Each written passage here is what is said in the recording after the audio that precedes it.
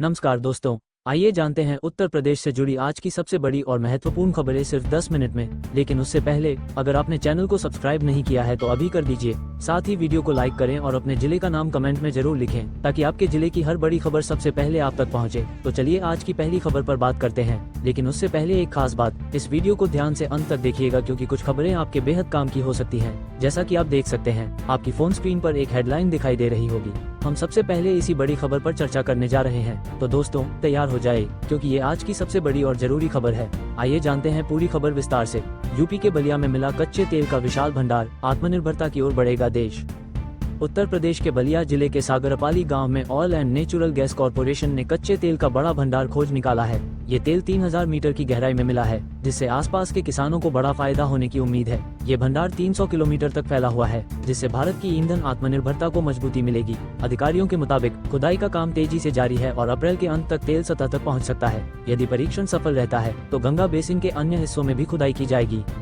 चलिए इसी के साथ देखते हैं अगली खबर को। गर्मी से मिलेगी राहत, उत्तर भारत में बारिश का अनुमान, तापमान में गिरावट संभव।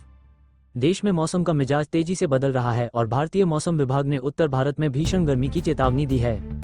लेकिन राहत की खबर यह है कि 2 सक्रिय पश्चिमी विक्षोभ के चलते कई राज्यों में बारिश और तेज हवाओं की संभावना है। दक्षिण छत्तीसगढ़ से उत्तरी केरल तक मौसम में असंतुलन बना हुआ है, जिससे हल्की से मध्यम बारिश हो सकती है। तमिलनाडु, ओडिशा, महाराष्ट्र और कर्नाटक जैसे राज्यों में भी बिजली चमकने और तेज हवाओं के साथ बारिश होने की संभावना है। उत्तर भारत के कई इलाकों में तापमान 2 से 3 डिग्री बढ़ सकता है, लेकिन बारिश के कारण कुछ स्थानों पर ठंडक बनी रहेगी।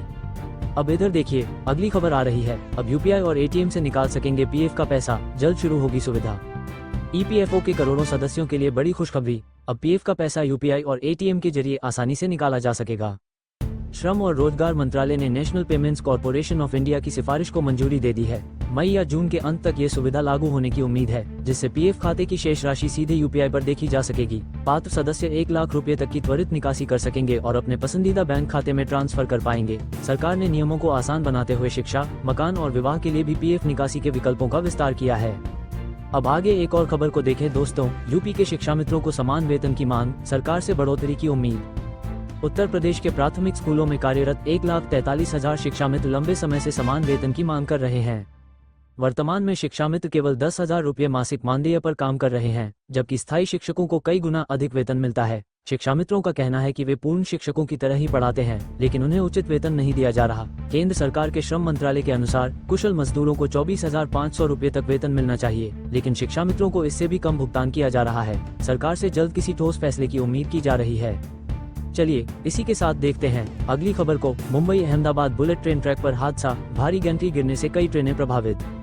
मुंबई अहमदाबाद बुलेट ट्रेन परियोजना के निर्माण के दौरान बड़ा हादसा हो गया। वटवा के पास भारी भरकम सेगमेंटल लॉन्चिंग गैंट्री फिसलकर रेलवे ट्रैक पर गिर गई, जिससे इस रूट की ट्रेन सेवाएं बाधित हो गई। हालांकि इस हादसे में कोई हताहत नहीं हुआ है। दुर्घटना के कारण कम से कम 25 ट्रेनें रद्द कर दी गई हैं और 2 दर्जन से अधिक ट्रेनों का मार्ग बदला गया है। रेलवे के अधिकारी तेजी से मरम्मत कार्य में जुटे हैं और रात में ट्रैक को बहाल करने की कोशिश की जा रही है। यात्रियों को ताज़ा अपडेट के लिए रेलवे की आधिकारिक वेबसाइट पर नजर बनाए रखने की सलाह दी गई है। अब इधर देखिए, अगली खबर आ रही है। यूपी के स्कूलों में गर्मी की छुट्टियों में भी जारी रहेगा पढ़ाई, लगेगा समर कैंप। उत्तर प्रदेश सरकार ने परिषदीय स्कूलों में गर्मियों की छुट्टियों के दौरान समर कैंप लगाने का निर्णय लिया है।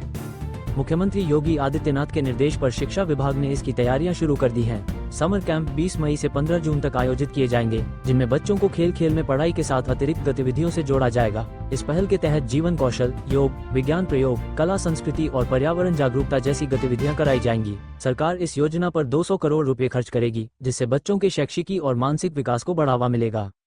अब आगे एक और खबर को देखें दोस्तों। मेंथा और खस की खेती से किसान होंगे मालामाल, सरकार दे रही अनुदान।